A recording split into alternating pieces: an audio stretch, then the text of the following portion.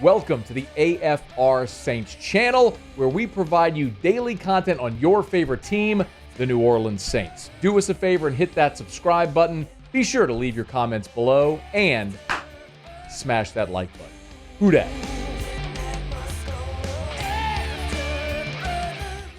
You look at the calendar, June 2nd.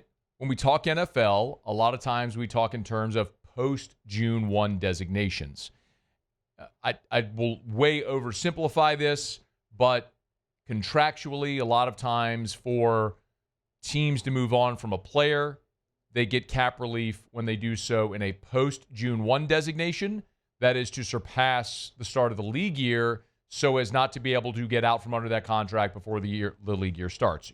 If you sign a bad deal, you're going to bear the weight of that. So, for example, the Saints trying to get within cap compliance, players that had a post-June 1 designation where the cap number dropped, you have to wait until June 1st to move on from those players that didn't give you cap relief early. I don't know if that made sense. I way oversimplified it. Just suffice to say, this is a time in the calendar when a lot of players become free agents, those that were post-June 1 designations. And among them is defensive lineman Jonathan Bullard. And according to Mike Garafolo, the New Orleans Saints hosted Jonathan Bullard on a visit here Monday in New Orleans. Garafolo notes he was a starter the past 3 seasons with the Vikings, and Bullard has a history with Brandon Staley. The two were together in 2017 and 2018 with the Chicago Bears. So this is an interesting one as the Saints continue to try to remake a defense which was among the worst in the NFL a season ago in every major statistical category. And I'm not going to tell you that Jonathan Bullard at 31 years old, that's the missing link. That's what's going to get New Orleans back to being a real dominant defense. But what I can tell you about Bullard is there's a lot of things here that make sense. And most notably, it's what the Saints have started to do on the defensive line since Brandon Staley has come in. And in part, a big part of it is remaking physically your defensive line. Remember, New Orleans went out and traded with New England to bring Devon Gottschall to New Orleans. Gottschall, 6'3", 330. The Saints went and drafted Texas defensive tackle Vernon Broughton, 6'4", 305. Played for Texas, then Texas, now Saints defensive line coach, Bo Davis. Now you're looking at Jonathan Bullard, 6'3", 291. Versatile guy that can be big on the inside or athletic on the outside. It is a shift from what the former defensive staff wanted on the interior. For example, Colin Saunders, 6', 324.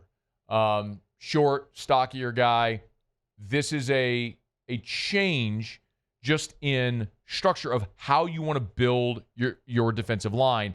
And in bringing in a guy like Bullard, he hasn't signed yet, but in bringing in a guy like Bullard, it's another illustration of what Brandon Staley wants from the interior of his defensive line.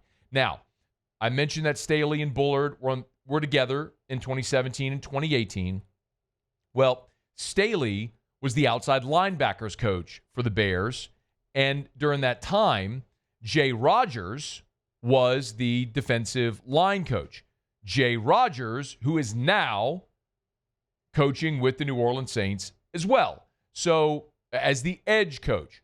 So, whether Bullard would work with the edges or on the interior, I don't know. But it's very clear, just like, if you want maybe a comp, Sean Payton has made the Denver Broncos like New Orleans Saints West, with all the guys from New Orleans in his past that he's brought with him to Denver, coaching staff and on the roster. So you look for guys that fit the size, mold, knowledge, ability of what you want to run, and you bring them with you because there's familiarity with it all. It can help with the transition, but it's also players that you know and know can execute what you want. So if Staley's looking at Bullard and bringing him in going, I had that guy for 2 years in Chicago. He knows defensively what I'm trying to accomplish. I want that guy. And at 31 years old, if you can bring him in and do so affordably, I say you absolutely do it. Because keep in mind, Bullard is a free agent. He's a year ago signed a 1-year deal with Minnesota. So remember, there's two things we always talk about contractually or financially when it comes to acquiring a player. One is, do you have to give up assets to get the player, and two, what's it going to cost? So this isn't a situation where you're trading. Bullard a year ago signed a 1-year deal with Minnesota in 2024. That deal's expired. He's an unrestricted free agent. He can sign with any team, anywhere.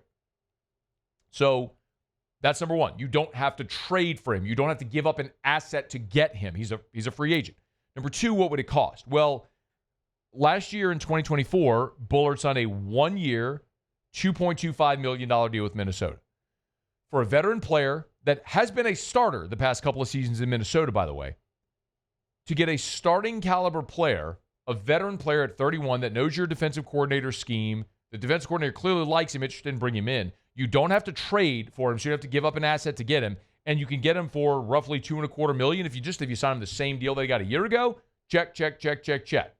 Bring him in, let him try to earn a roster spot. Maybe, and I don't know what the guaranteed money would be on that deal, but maybe he doesn't make the team, and you get him a relatively minimal signing bonus, whatever it is, and so he comes and tries to make the roster, but there would be no guarantee because right now that's actually a pretty crowded room. The Saints on their roster have 16 defensive linemen. 7 of those 16 are listed as defensive tackles.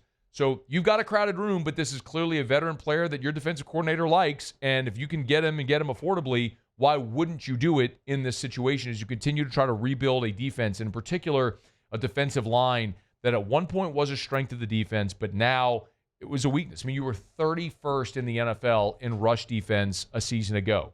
If you can get a guy that helps further fortify your rush defense, that's going to make you better. Because I will continue to contend that when the New Orleans Saints continued to finish top 10 in the NFL in total defense under Dennis Allen, the linchpin, the center of that was that stretch of nearly 60 games when New Orleans did not allow a 100-yard rusher.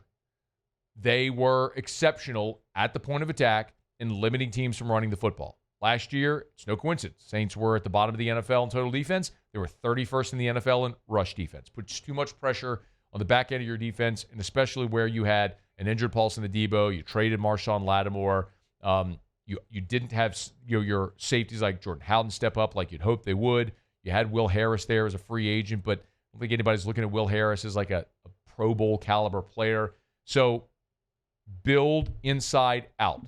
They continue to invest in the offensive line in the draft, continue to invest in the trenches. You build inside out. It's what they'd be doing here. So for all the reasons, I like it if, in fact, they can get a deal done. But Jonathan Bullard, former Florida Gator, spent the past few years in Minnesota, in New Orleans on Monday for a visit with the Saints, see if they can get a deal done. But you know how it often goes. If you want to sign the player, you don't let him leave without signing the contract. So we should know sooner than later. Oh, by the way, the one other thing is how you have the roster spots. Well, because of the post-June 1, this is when both Derek Carr and Ryan Ramchik's retirement will be processed. So when those two retirements are formally processed, that would free up 2 roster spots, which you could then fill. That's why you'd have a roster spot available for someone like Bullard, and then another, clearly, that they would add to get back to 90 before you head into your into training camp.